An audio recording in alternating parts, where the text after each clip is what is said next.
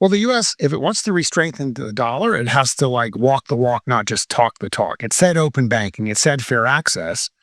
But what you have to do then is open banking and fair access, which means get everybody using the dollar, including countries that you might consider our adversaries, and treat it as a form of soft power for the United States and accept the fact that if you want the dollar and the US to win, it needs to be a standard adopted even by our enemies.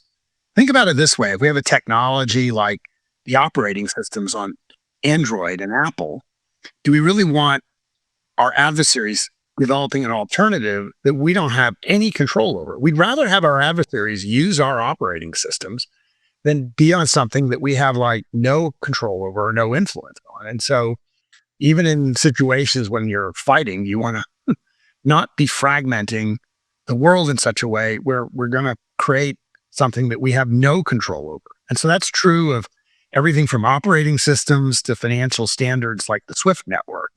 If you basically force everybody out and force them to build their own system, you're going to get a situation like militarily, we have the best missiles, the Patriot missile, but it costs like millions of dollars each. These drones that other countries make, okay, they're not comparable technologically, but they cost $40,000 to $50,000. And if we're spending millions of dollars to shoot down something that costs thousands of dollars, who's going to win that war in the end?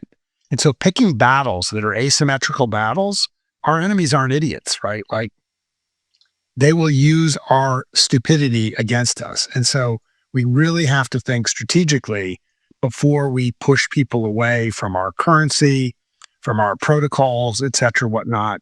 We do not have an all-powerful situation where those countries can't continue to operate. It's asymmetrical warfare, and the U.S. is kind of walking into a trap of its own making.